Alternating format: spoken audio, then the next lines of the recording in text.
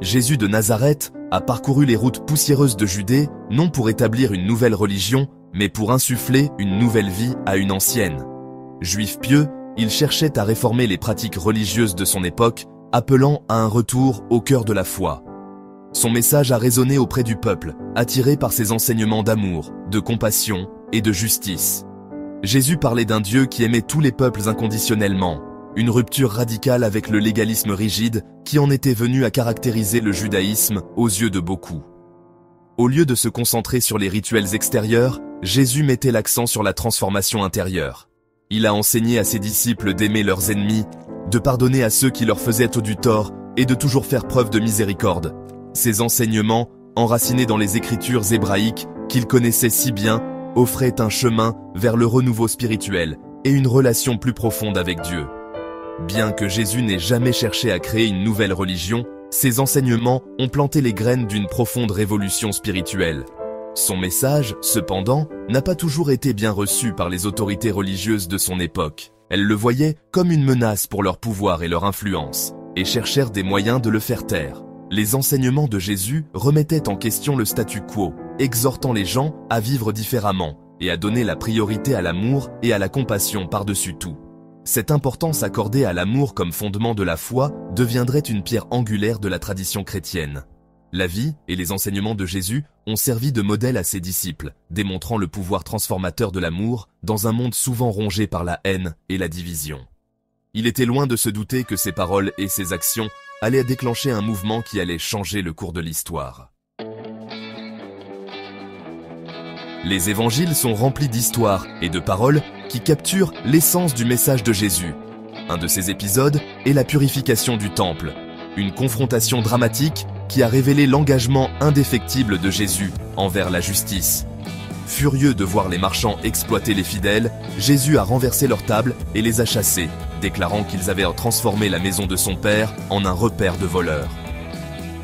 Un autre enseignement important est résumé dans la phrase « Rendez à César ce qui est à César, et à Dieu ce qui est à Dieu ». Cette déclaration simple mais profonde abordait l'équilibre délicat entre les autorités terrestres et spirituelles. Jésus reconnaissait l'autorité de l'Empire romain, mais il précisait également que l'autorité de Dieu était ultime et que l'allégeance à Dieu surpassait toutes les autres.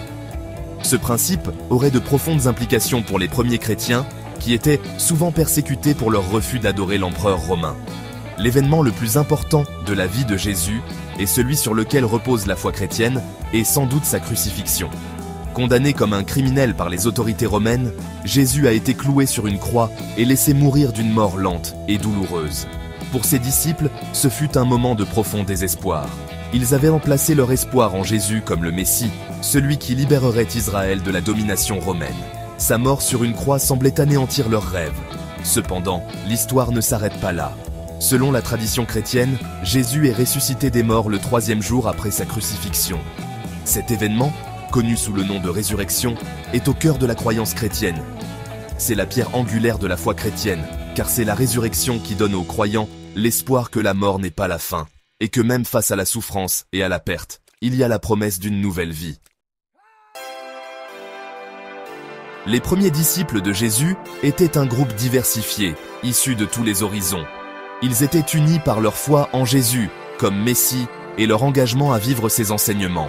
Au début, ils continuaient à se rassembler dans les synagogues juives, mais ils ont rapidement été persécutés par les chefs religieux juifs qui considéraient leurs croyances comme hérétiques. Poussés par leur foi et habilités par le Saint-Esprit, les disciples de Jésus ont porté son message d'amour et de salut jusqu'aux confins de l'Empire romain. Parmi ces premiers missionnaires chrétiens, aucun n'a été plus influent que Paul de Tarse.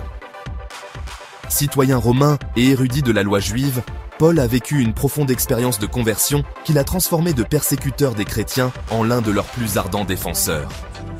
Les écrits de Paul, conservés dans le Nouveau Testament, ont joué un rôle crucial dans la formation de la théologie et de la pratique chrétienne. Au fur et à mesure que le mouvement chrétien grandissait, il développait ses propres rituels et structures. Le baptême est devenu le rite d'initiation, symbolisant la purification spirituelle et la nouvelle vie en Christ. L'Eucharistie, un repas sacré de pain et de vin, est devenu l'acte central du culte chrétien, commémorant le dernier repas de Jésus avec ses disciples et célébrant sa mort sacrificielle. Malgré les persécutions des autorités romaines et juives, le message chrétien a continué à se répandre. Le courage et la conviction des martyrs, qui ont accepté la mort plutôt que de renoncer à leur foi, ont inspiré beaucoup d'autres à embrasser le christianisme. L'histoire du christianisme est celle d'une transformation remarquable. De ses humbles débuts dans un coin reculé de l'Empire romain, il est devenu une religion mondiale, façonnant le cours de la civilisation occidentale et au-delà. L'accent mis par le christianisme sur l'amour, la compassion et le pardon a inspiré d'innombrables actes de charité, de service et de réforme sociale à travers l'histoire. Son message d'espoir et de rédemption a offert du réconfort à des millions de personnes dans des moments de souffrance et d'incertitude. L'influence du christianisme est visible dans l'art, la musique, la littérature, la philosophie et le droit. Il a inspiré certaines des plus grandes œuvres d'art et d'architecture de l'humanité. Des cathédrales imposantes d'Europe aux chants spirituels émouvants du Sud américain.